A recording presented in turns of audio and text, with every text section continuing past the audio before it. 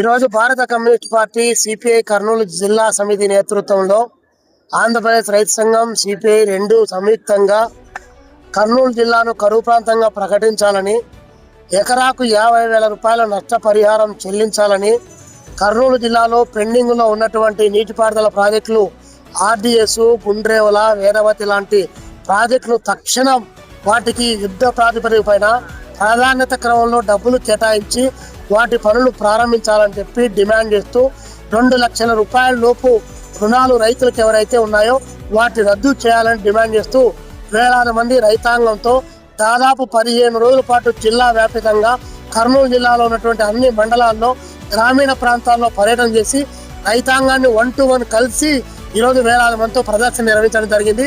ఈ సందర్భంగా రాష్ట్ర ప్రభుత్వానికి, ముఖ్యమంత్రి చంద్రబాబు నాయుడు గారికి మేము విజ్ఞప్తి చేస్తా ఉన్నాం. కర్నూలు జిల్లాలో ఉన్న నీటిపారుదల ప్రాజెక్టులను 2019లో మీరు అధికారంలోకి దిగిపోయేటప్పుడు వేదవతికి అనుమతులు మంజూరు చేస్తా ఉన్నట్లు మీరు ప్రకటించారు. మళ్ళీ మీరు ఇప్పుడు అధికారంలోకి వచ్చారు, కానీ మీరు 35 ప్రాజెక్టులు ఏవైతే ఉన్నాయో దాంట్లో ప్రాధాన్యత క్రమంలో పెట్టారు తప్ప ₹1 కూడా డబ్బులు కేటాయించినటువంటి పాపాన పోలేదు. ఇంకోవైపున కర్ణాటకలో ఉన్నటువంటి తుంగభద్ర డ్యామ్ ఏదైతే ఉందో అందులో 95 టీఎంసీలు వాటర్ వచ్చి నిల్వ ఉన్నాయి. అక్కడ నుంచి నీళ్లు విడుదల చేస్తే మంత్రాలయము, అదేవిధంగా ఆలూరు, ఆదోని, పత్తికొండ లాంటి ప్రాంతాల్లో నీళ్లు పారించుకోవడానికి అవకాశం ఉంటుంది. అది కూడా నీళ్లు ఎక్కడ నీళ్ళు అక్కడే స్టక్అప్ అయిపోయినటువంటి పరిస్థితి. ఇంకోవైపున ఇక్కడ మనకు ఉన్నటువంటి అంద్రినివా ప్రాజెక్ట్ ఏదైతే ఉందో దాని కింద పంట కాలువలు లేకుండా సంవత్సరాల తరబడి ఈ ప్రాంత రైతాంగాన్ని ఎక్కిరిస్తా ఉన్నాయి.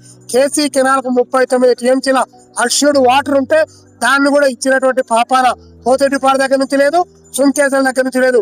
ఏది లేక ఈరోజు రైతాంగం అల్లో లక్ష్మణ అని చెప్పేసి ఆకాశం వైపున ఎదురు చూస్తున్నటువంటి పరిస్థితి ఉంది. ఇలాంటి నేపథ్యంలో జిల్లాను కరువు జిల్లాగా ప్రకటించాలని చెప్పి మేము సిపిఐగా డిమాండ్ చేస్తున్నాం. కరువు జిల్లాగా ప్రకటించి తక్షణం రైతాంగాన్ని ఆదుకోవడానికి అన్ని చర్యలు తీసుకొని మీరు ప్రయత్నం చేయకపోతే మీ మంత్రులు, మీ ఎమ్మెల్యేల ఇల్లు ముట్టడిస్తాం, జరగాల్సింది జరుగుతుందని చెప్పేసి కూడా మేము ఈ సందర్భంగా తెలియజేస్తా ఉన్నాం.